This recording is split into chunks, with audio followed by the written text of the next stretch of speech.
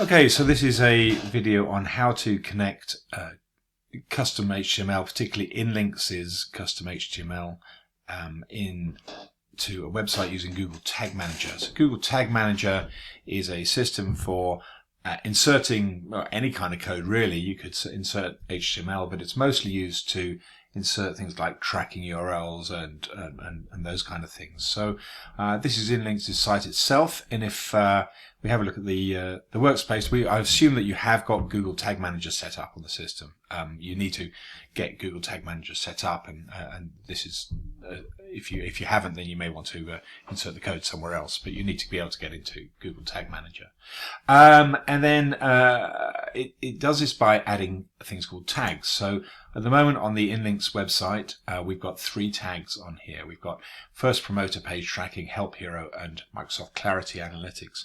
So let me show you how Google Tag Manager can affect things. So Help Hero, for example, is all of this stuff. Whenever I have little pop-ups like that, this is all being created through a system called Help Hero, which is basically being driven by a little bit of JavaScript on the website, and then everything else is done on somebody else's server.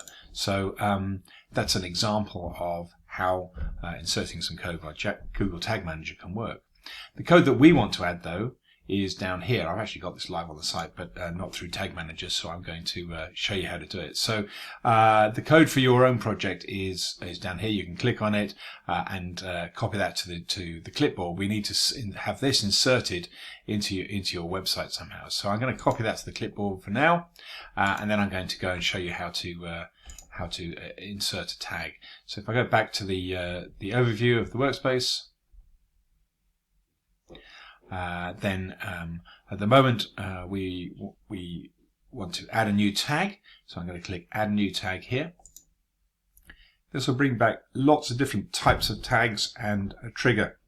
So we need to set up a tag itself, and we need to set up the trigger as to when it's going to fire, because usually it will fire on all pages, and that's generally what we do with InLinks, but some systems will only fire when a page is loaded or when you've logged in or something like that, so you've got certain advanced things.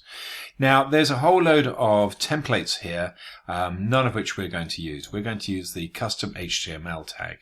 So if I go down to here and click custom HTML, and up comes a small window, and it says, what HTML do you want to add? So I'm going to paste my code in here, and I could, if I want, put some other things in here. I'm just going to leave it, and I'm going to well, before I save it, actually I'm going to give it a name as well up here. Call it the InLinks code. And somebody else came up with this idea, which is quite good, to use custom HTML so you know what it is, and you could put in a date if you want, or put in my name, Dixon, so we know who it was that put in. You can put anything in there, really. I'm going to save that and put it up. So we can save the tag, and we need to have a trigger. So we can save the tag here. Fine, and then it's still not doing anything, so we've got it now, but we haven't got a trigger. So I'll go back into it. Sorry, and add a trigger down here. So trigger, the ones that we've got set up are sort of all logged at all pages, etc. The one we want usually is all pages, but you could do it so that it will only load on pages that have a particular syntax. So I've got on InLinks, if you're logged in, then all the pages that you use are /i. So we've got those pages, and it'll only fire, and we use that for our Help Hero because it only fires when somebody's logged in, or the support system can fire on that. I'm going to choose all pages, and that gives us a trigger as well, and save. Now you'd think now that it's all live, but it's not. It's actually here in what's called a workspace, and before it's going to go live, you need to preview. Well, you need to submit it basically. Before I submit it, I'm just going to press preview and show you what happens here. So it then goes into a debug mode, and so we can go and have a look and debug, and runs in the system, and let me just bring that so it's in the view. So it runs a system here, and then we'll have the information about the bug. Now it's being run underneath, so it's now got it here, and it shows you what code has been fired. So now, if it was live, then it's going to run my my referral tracking program and my clarity analytics. It's not going to fire Help Hero because that only fires when I'm logged in, but it has fired my InLinks code, so that will work. So this, if it goes live now, would work fine. So I can go back to Google Tag Manager and I can press submit. But here's a tip just before you press submit. One thing that you might want to do if you're in an environment where the code, adding the code is quite sensitive, is you can go and click on the internal links button here and switch all of the internal links off, and go to the schema button and switch all of the schema off.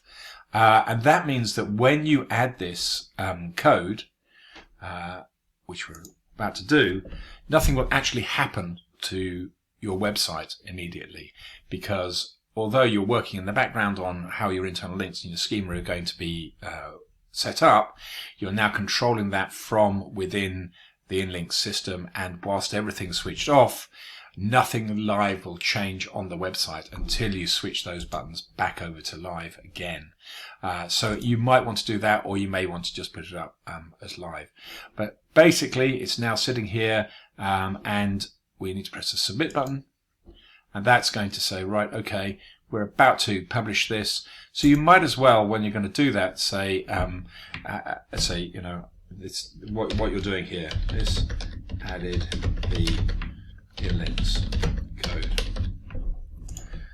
I added code on 7/7/21, and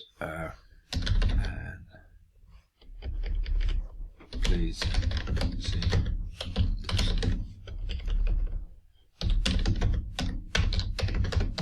So you can put anything in there really, it's going to just save it for you. But basically when you publish it now, it's going to make everything live, and now you've got your code live on the website. So you've added that, and it's changed your version history to version, in this case 11, because I was on version 10 before. So I can go back and have a look at all my versions. And if I ever need to go back and roll it back, then effectively I can bring it back to version 10, which was whatever was on the site before. So you can then recover if you need to. These version things are also things that you can then change or delete at any time. So it gives you the ability to roll back if you need to. So now this code is going to run, and also all the other tags that we had in there before will still run. I haven't taken anything away. So hopefully that's helpful. Hopefully that shows you how to use Google Tag Manager for inserting the InLinks code.